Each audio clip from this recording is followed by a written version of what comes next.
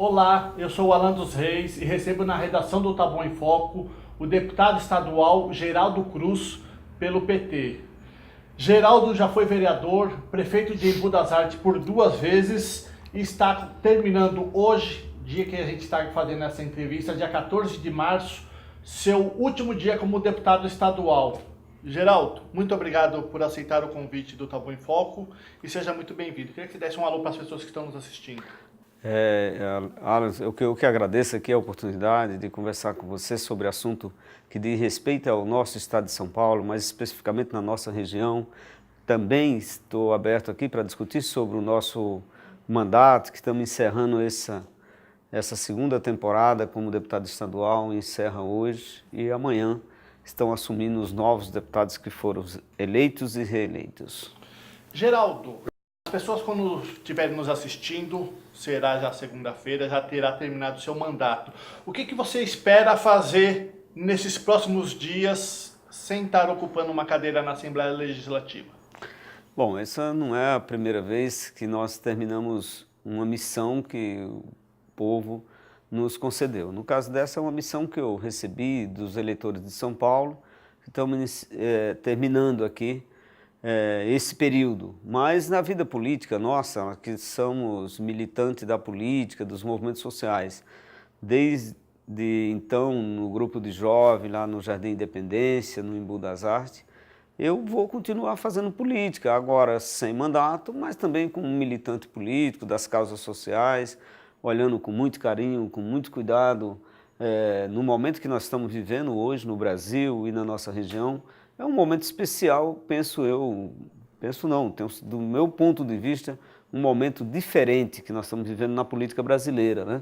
Há uma certa expectativa ainda no ar da população de mudança, e mudanças essas que nós ainda não conseguimos detectar. As mudanças que nós observamos hoje no Brasil e que nos afetam diretamente a todos nós, são mudanças que, do meu ponto de vista, que me preocupa muito, que vem prejudicar muito a população, especialmente a população mais carente, que depende exclusivamente de serviços públicos, que depende de uma retaguarda do serviço público, como é o caso dos aposentados e das pessoas que precisam contar com a pensão do INSS. Então são mudanças que estão colocadas na mesa, na pauta de discussão, que eu penso que nos preocupa muito. Uma outra coisa que nós não podemos deixar de falar nesse momento é o momento criou no Brasil nos últimos anos essa coisa do contra ou a favor, e isso tem trazido um ponto de vista do ódio, que a gente precisa,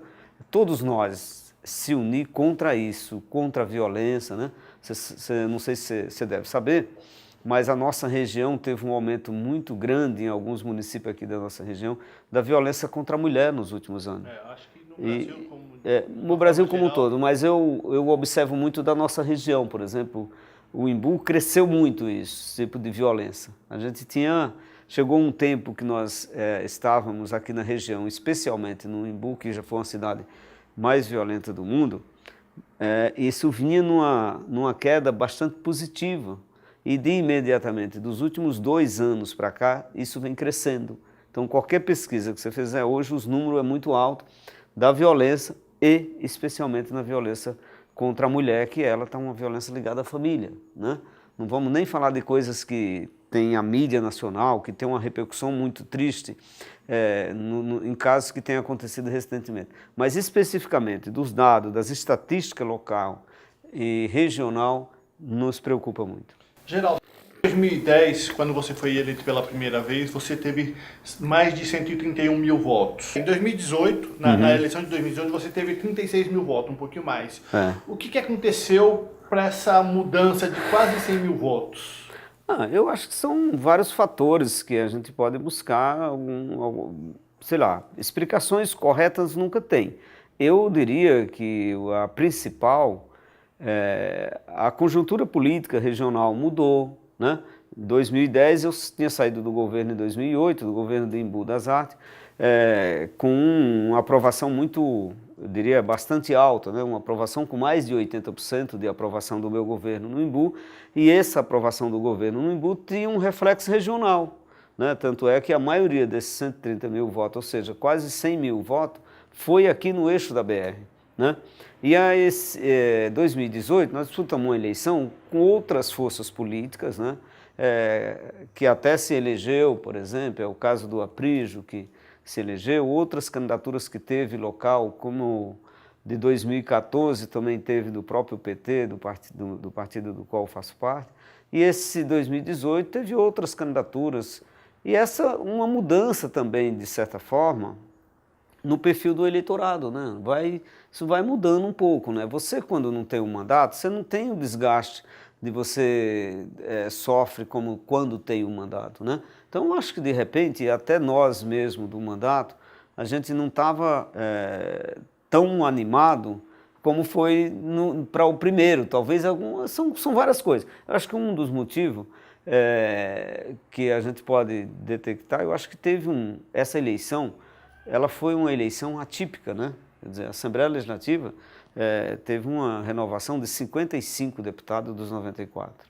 São 55 novos deputados eleitos na Assembleia Legislativa. Eu fiz parte desses 55 que perdeu a eleição, ou que não teve isso. Então, não dá para buscar uma explicação. Ou seja, não há um ponto exato. Não há um ponto exato, né? Que eleição não é uma matemática exata, não é uma ciência exata, né?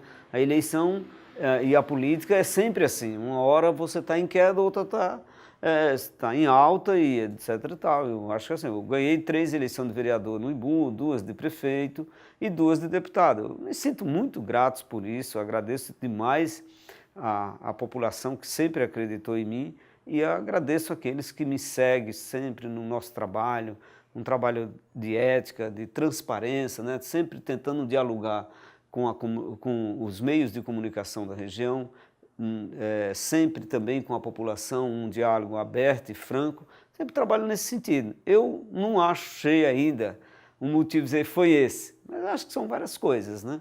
Uma delas eu acho que tem erro específico nosso, mas teve uma coisa que para mim foi bastante marcante na minha vida nesse tempo todo de atuação política. Acho que quando nós perdemos uma ação em 2014, que entraram com processo contra mim, que em 2015, logo no início do mandato, eu assumi o mandato de 2015, cassado, né, na Justiça Eleitoral. A ação, só para a gente explicar para as pessoas que estão nos assistindo, é a que falava do abuso de poder de comunicação. A acusação era basicamente do poder de comunicação. O que aconteceu? O jornal Folha de Imbu, por um tempo, nós fomos o dono do jornal. E eu escrevia um artigo no jornal, quinzenal, ou mensal, que o jornal saía mensal, e publiquei no jornal os meus atos na Assembleia Legislativa. Não tinha nada de uso de poder econômico, até que tem um tempo que o jornal não era mais meu, então não tinha sentido e nem se justificava, né? Porque foi uma ação que foi organizada aí pelos meus opositores lá na cidade, e eu acabei vacilando, contratei uma advogada que tinha feito o nosso processo eleitoral de 2014, mas infelizmente ela teve uns problemas familiares e perdeu o prazo de entrar com defesa no TSE. Então, quando foi julgado sem defesa. É incrível isso, é uma coisa que não pode acontecer e aconteceu. Daí eu perco a ação e fico no mandato sofrendo esse desgaste de estar cassado. E teve uma coisa que foi muito pessoal minha mesmo, né? Eu sempre gostei, e sempre a minha política, que norteia a minha ação política, a minha militância, é a transparência e ser justo com as coisas que eu faço. Então você imagina, eu cheguei a um tempo que eu balancei muito de abandonar tudo, porque eu vejo tanta coisa errada, tantas pessoas cometendo erro do ponto de vista ético na política, e eu estava sendo cassado com toda uma história da ética e da transparência, sendo cassado, e eu vendo outras pessoas com um processo aí de 8.000 páginas, com processo de crime comprovado, e as pessoas sendo registradas a candidatura, e aí eu cassado. A gente vai entrar um pouquinho depois na questão de outras eleições, só para dizer que esse processo acabou culminando com a sua impugnação, depois se foi revertida, onde seus votos nas eleições de 2016 foram zerados. Eu acho que eu poderia dizer o seguinte para você. Acho que nesse diálogo aqui, essa oportunidade de dizer, foi para mim emocionalmente um motivo muito forte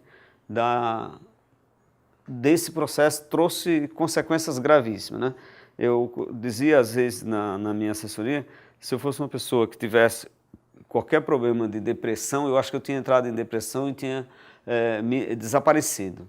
Mas mexeu emocionalmente muito comigo, porque sempre tratei com muita ética a minha vida pública, sempre. E quando você é condenado, as pessoas não olham o motivo da condenação. Eles dizem, você está condenado, está inelegível. Isso é ruim, porque você acaba caindo no mesmo... vamos falar... não. É a realidade, você estava inelegível. A realidade você está condenado, mas a condenação não tem o cuidado, nem a imprensa muitas vezes, de dizer, nossa, a condenação é injusta, né? Por uma coisa, vamos dizer assim, fútil, né? Porque se você pegar hoje o parecer dos juízes que votaram pelo arquivamento desse processo, você vai exatamente entender isso, que eles falaram lá, o Fouque mesmo, na defesa dele, ele disse, olha, se a briga nossa é para que os mandatos públicos, políticos tenham transparência, e esse está fazendo exatamente o que nós queremos que faça e é condenado, ele fala isso no relatório, se você entrar lá no processo que ele fez a defesa, né, o Luiz Fouque, e depois até o voto do Gilmar Mendes, ele diz o seguinte, ele começa dizendo que você está fazendo uma censura à imprensa, está sendo censurada a imprensa por não poder publicar algo que um agente político está fazendo. Então ele diz isso. Então isso, quando eles falaram isso em 2017, foi em maio de 2017, foi dia 30 de maio de 2017, que o processo foi arquivado. Já que a gente entrou um pouquinho em 2016, por que você não pediu depois a recontagem dos votos? Não. A recontagem, os votos foram, no caso da disputa de Embu, o voto foi contado, o voto está lá no TSE. Eu não tive a votação suficiente para ganhar a eleição ou para recorrer e depois ser publicado esses votos. Não poderia, porque assim... É que como eu não registrei a candidatura, tá certo? No dia da eleição, os eleitores, uma pesquisa feita posterior, 30% não foi votar dizendo que eu estava inelegível, então não ia votar.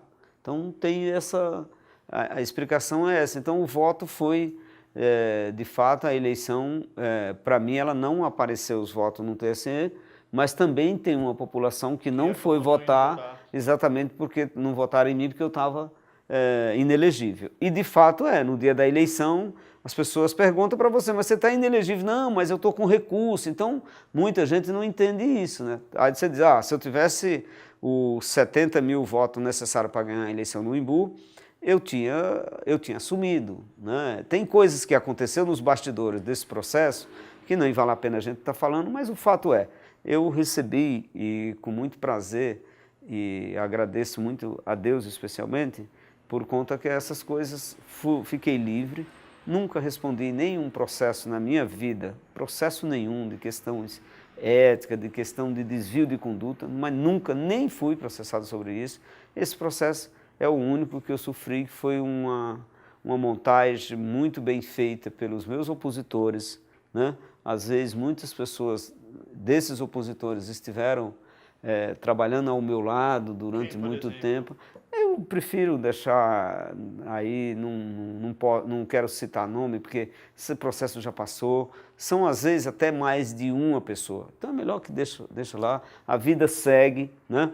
O importante é que, graças a Deus, nunca fui processado para dever conta a questão da ética, da moral. Então ando de cabeça erguida e agradeço muito por conta das pessoas que confiaram sempre em mim e sempre sabem que a minha vida é uma vida mais transparente, talvez, da política. Poucas pessoas têm uma vida de uma folha tão limpa quanto a nossa na questão ética e naquilo que nós administramos da população.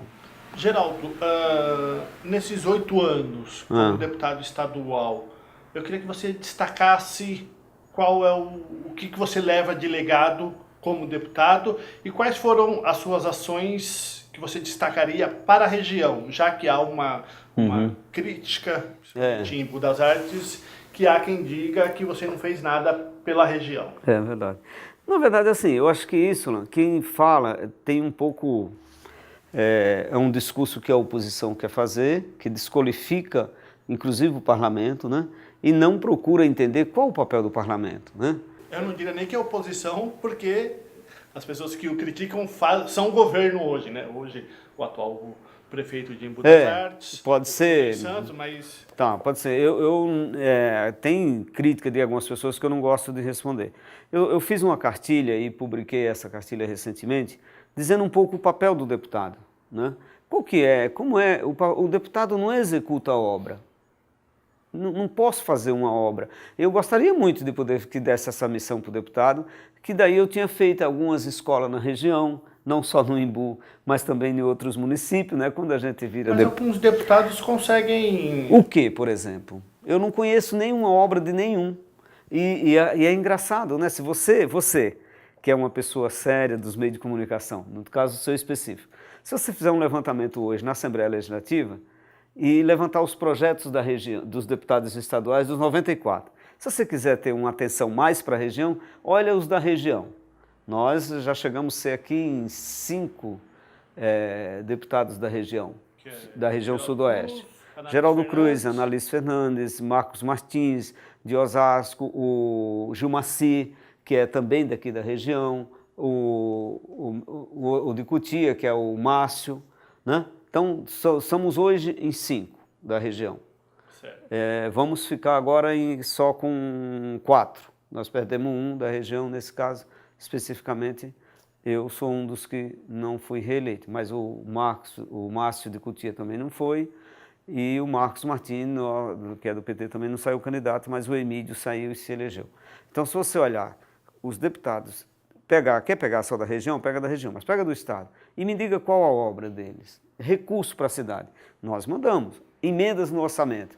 Eu fiz emendas no orçamento nesses 8 anos para a ampliação do Hospital Pirajussara. Eu fiz emenda no orçamento para a ampliação do Hospital de Itapecerica, porque o governo não aprovou. Então não aprovou, não tem nenhuma... aí nas emendas impositivas, que nós estamos no segundo ano, ano que as emendas estaduais passou a ser impositiva. Aí você faça um levantamento. Nas emendas impositivas, qual foi o deputado dessa região que mais mandou recurso para a cidade? Está lá, Geraldo Cruz, que mais destinou recursos para essa cidade. Agora, você destina um recurso, por exemplo, o ano passado, eu vou pegar o exemplo do ano passado, 2017, do ano retrasado, que a execução seria o 2018. Nós mandamos para a saúde aqui de Itabuão 250 mil. Eu tive recentemente com o Fernando pedindo para ele apresentar e retirar. Até então ele nem tinha feito documentação de fazer. Daí a doutora Raquel, que é a secretária daqui, começou a fazer a movimentação para tirar esse dinheiro que é da saúde, tá certo? Então eles estão tirando, vão tirar esse recurso. Para Embu nós mandamos 1.370.000 para Embu das Artes 2017 para 2018. Certo. Ele não tirou nenhum centavo. Ele assinou alguns convênios e depois não tirou. Porque o que acontece? Hoje a emenda impositiva, você abre hoje o orçamento, você que é jornalista, mas qualquer cidadão, entra no site da Assembleia Legislativa e clica lá na Orçamento 2018. Aí lá você vai ver o que eu estou falando, o que eu mandei para Itapecerica, para Juquitiba, para São Lourenço. São Lourenço tirou, Juquitiba tirou, Embu Guaçu tirou todo. Embu Guaçu foi o município que mais tirou o recurso que nós mandamos, especialmente... Mas por que os prefeitos... Especialmente da saúde. se recusam a tirar? Daí eu acho que são vários motivos. São vários motivos. Um deles pode ser político. Não quer usar, no caso de algumas cidades, Embu, por exemplo, é político e por incompetência às vezes. Também tem essa coisa da incompetência. Porque o que acontece? Emendas estaduais e nacional, elas exigem documentos da prefeituras e uma agilidade que a maioria às vezes não tem.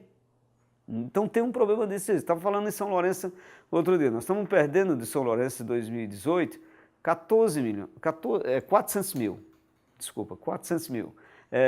Aqui nós salvamos, porque eu vim conversar com o prefeito abriu uma agenda para nós e nós vamos conversar com o Fernando e ele já logo ligou para a doutora Raquel e eu acho que ela está providenciando, vai tirar para a saúde. que pode comprar equipamento, etc. E tal. Alguns casos, algumas emendas, até podem gastar com custeio. Então, é muito importante isso. Esse ano, para o orçamento, do orçamento de 2018 para 2019, nós também, olha lá, sem nenhuma crítica a nenhum colega, porque todos têm uma boa atuação lá na Assembleia Legislativa. Não posso dizer aqui que o Márcio Camargo teve uma má atuação, não posso fazer isso. Não posso falar, a Annalise teve uma má atuação. Não tem, seria injusto da minha parte falar isso, que eu estou dizendo que por que eu fiz isso? E por que você é o deputado que mais mandou recurso para a região sudoeste, especialmente no eixo BR e Raposo, que faz parte do Cone Sul, aqui os 9 municípios? Eu tive uma atuação mais centrada aqui na região. E eles não, eles acabaram espalhando para outros municípios, eles tiveram mais contato. Então, talvez isso explique, porque o valor legal são o mesmo, dá mais ou menos 5 milhões, 4 milhões e 800 cada deputado agora no impositivo tem. Isso é uma luta que nós estamos fazendo lá na Assembleia e vamos continuar fazendo para que aumente mais essa possibilidade. Então, o recurso, eu estou falando que eu fui o que mais mandei, mas não estou dizendo que eu sou o melhor do que ninguém, estou dizendo que nós priorizamos a região. Então, nas minhas emendas, dos quase 5 milhões que eu tenho por ano no Estado para fazer, eu priorizei os 50%, um pouco mais, 60% para a área da saúde, tanto é que mandei para as Santas Casas de São Bernardo, Santa Casa... Para 2019 você mandou quanto para Embu? Para Embu agora, para 2019? Isso. Dá mais ou menos, acho que 1.250.000 ainda. Saúde? Saúde e infraestrutura, mas mais para saúde. Aqui para Taboão da Serra eu mandei 500, né? O próprio Fernando tem um projeto aqui na área da cultura e a Annalise também me impediu, inclusive estive no gabinete dela. Que a relação com a deputada Annalise está mais amena, né? Não, nunca foi de conflitos. A minha relação com a Annalise, especialmente lá na Assembleia, nunca foi de conflito, nunca disputamos. Não, ela apresentou, eu faço parte lá na Comissão de Constituição e Justiça. Portanto, todos os projetos da casa passam pela Comissão de Constituição e Justiça. E daí, eu sempre tive um bom diálogo com a Annalise Fernandes, sempre dei parecer favorável nos projetos dela. Tanto é que nós votamos, né? Ela é a primeira, segunda acho que é a primeira vice-presidente da Assembleia. Sim. Eu votei nela, não tem nenhum problema. Nós temos divergências políticas, evidentemente que temos, eu tenho com o Fernando, mas quando eu fui prefeito, eu peguei 4 anos ainda do Fernando. Nós criamos o Cone Sul aqui, o Fernando do PSDB e eu do PT, nunca tive... O Cone Sul ele tem um papel meio apagado na região, não? Se a gente comparar com outros consórcios como ali na região do Barueri, na região do ABC... Acho que o mais forte hoje no Brasil é o ABC. Primeiro que consórcio é uma coisa nova dos municípios. E eu acho que o grande problema, os consórcios para ter vida, ele precisa construir uma independência, embora ele seja dependente das prefeituras, mas ele precisa construir essa independência técnica das prefeituras. O nosso ainda não conseguiu. O nosso é novo, foi fundado em 2001, quando eu estava na prefeitura, é considerado novo. Mas também vai muito da leva de prefeito que está. Eu acho que eu já conversei com alguns prefeitos aqui, eu tive essa ocasião com o Fernando, e a dificuldade é exatamente, eu sei que também quando eu fui prefeito, a dificuldade era a união no nosso caso era 6 municípios, agora somos 8, que faz parte do mesmo consórcio que vai até Vargem Grande, ou seja, os 6 aqui do eixo, que a gente chama do eixo BR, Cotia e Vargem Grande, passou a fazer parte disso. Também tem uma outra coisa, que precisava um pouco a mão do governador. Ou seja, o governador começar a fazer o que nós reivindicamos muito, o orçamento regionalizado. Mas isso também não é um pouquinho da pressão dos deputados da região, da classe política, pressionar o governador, porque... Essa pressão ao governador, nós fizemos, eu estou falando agora pela nossa bancada.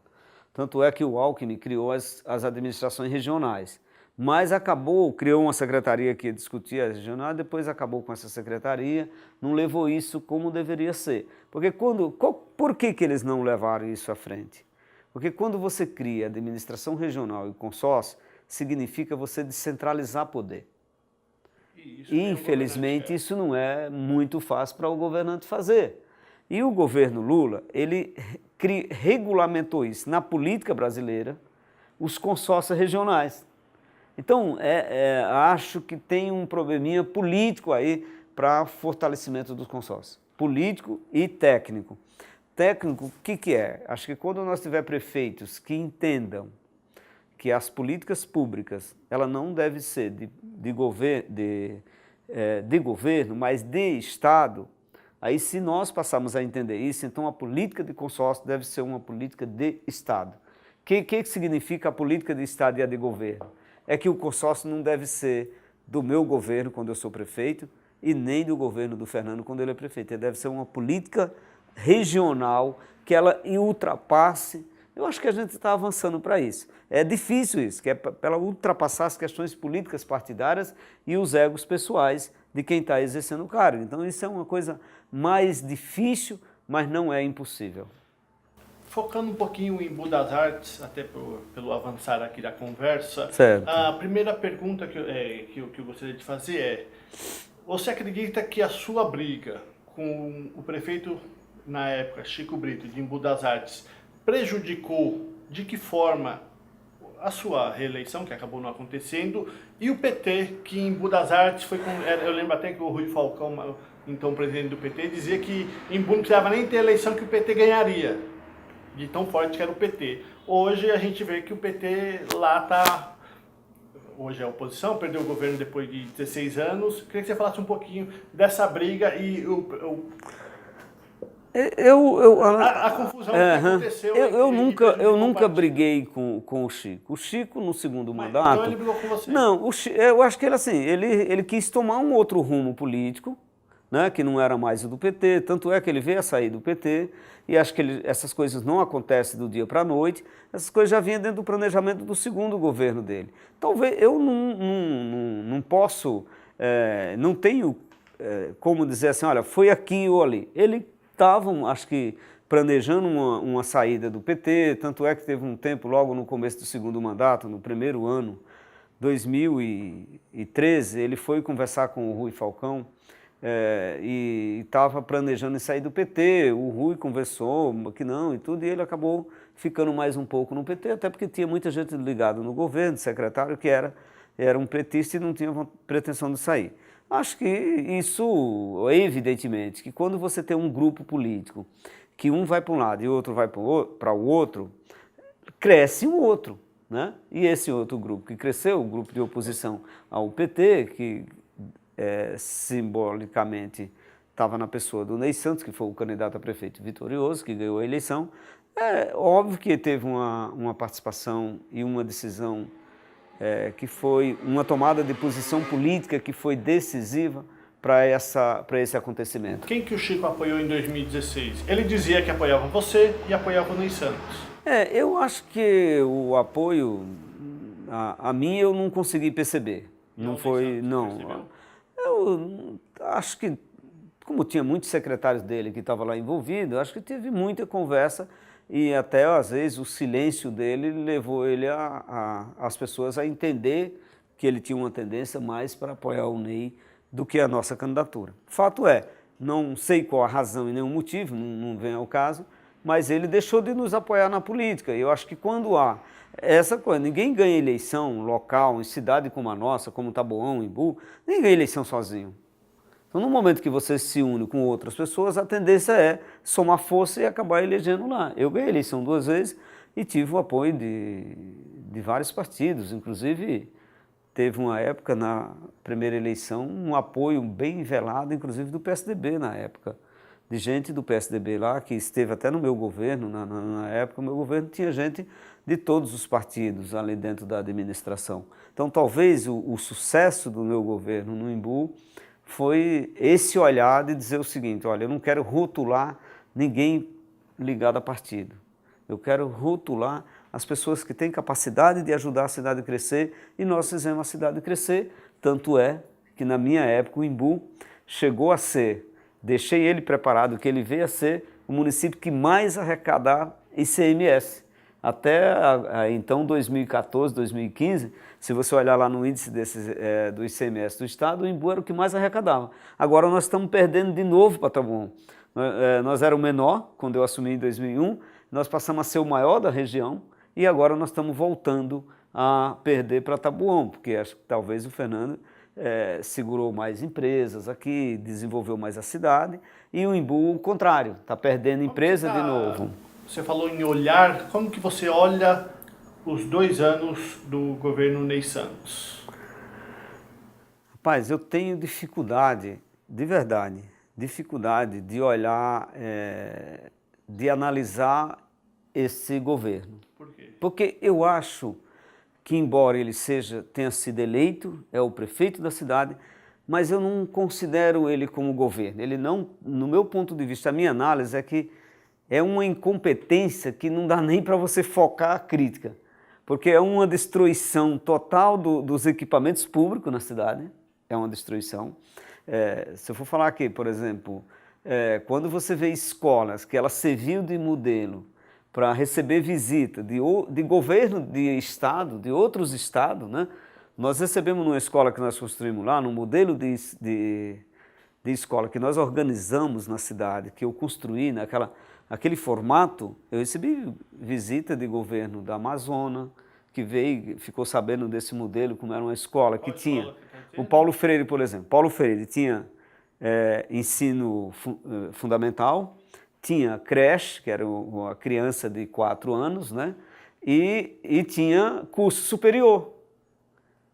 Então, numa localização de uma escola, no meio de uma área de maior vulnerabilidade social possível, que ela é construída no meio de uma favela, de uma área ocupada por desorganização, por ocupação para moradia, que as pessoas fizeram essa ocupação, e ali essa escola era modelo, não ter uma pichação, de ter esses cursos que eu estou te falando, e daqui a pouco as pessoas veem a escola destruída, toda pichada, toda quebrada, a piscina, que era uma escola que tinha uma piscina. Você imagina uma escola numa região daquela... Mas a piscina parou de funcionar já, ainda na gestão do PT. Não, não era mais do PT quando o Chico foi abandonando alguns projetos sociais. Não era uma determinação da política do PT, porque foi construída no nosso governo com a visão de governo que nós entendíamos. Mas o que era destaque na cidade era que era a única escola que tinha uma piscina, que poderia ser ocupada pela comunidade, mas a comunidade não ocupava porque sabia que só quem usava era a criança e as pessoas da terceira idade. Então, você imagina uma escola chegar a esse ponto numa periferia de uma cidade em São Paulo, né, de uma área de maior vulnerabilidade social, e não ter uma evasão da comunidade dentro dessa escola, que era uma coisa inédita, uma piscina. Não tinha isso. Então as pessoas respeitavam, né?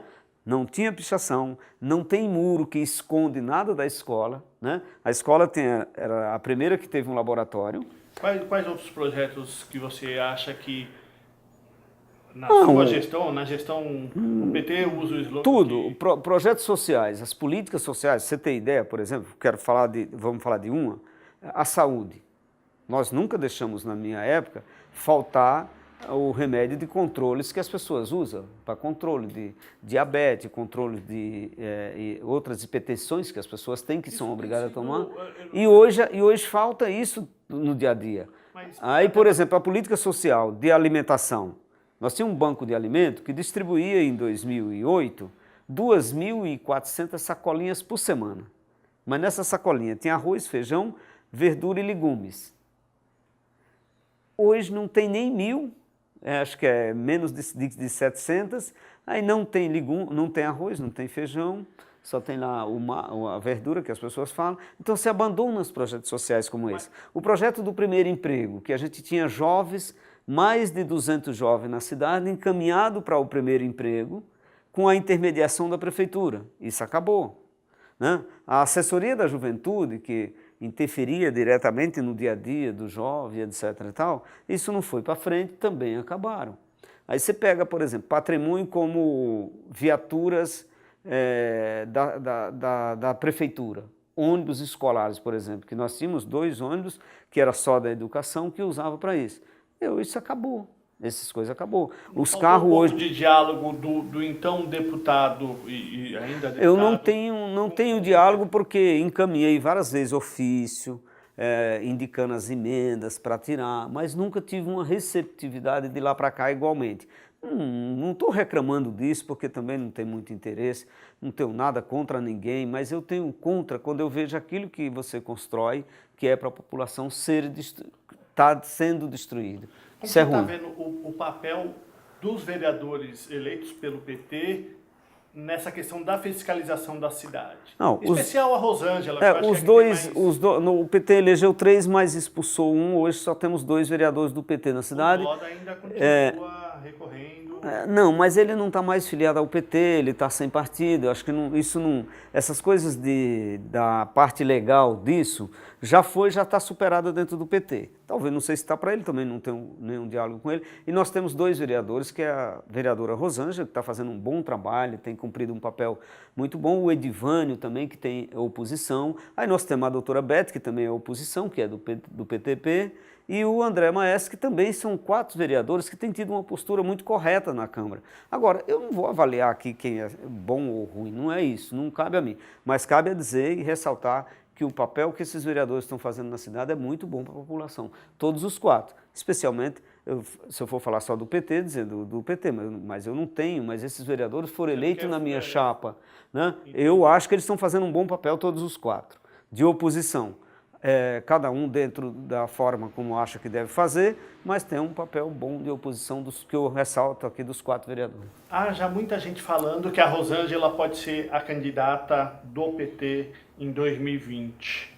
Não, o PT não tirou ainda quem é candidato. Todo mundo pode ser candidato a prefeito, todo cidadão e cidadã filiado a um partido tem o direito de reivindicar e ser candidato a prefeito, a vereador nas eleições de vereador, como pode ser deputado federal, estadual, governador, o que quiser ser. O PT ainda não discutiu quem é o candidato do PT ou a candidata do PT em 2020. O PT não está discutindo. E, portanto, todos são livres para colocar o nome que quiser colocar. O Geraldo Cruz será candidato em 2020 a prefeito? O que o Geraldo Cruz está pensando em 2020? Olha, como eu disse antes, eu vou continuar a minha militância política. Se tiver uma composição que entenda que eu seja um bom candidato ou o candidato ideal, eu vou ser. Eu só não quero ser candidato de mim mesmo. Não serei candidato de mim mesmo.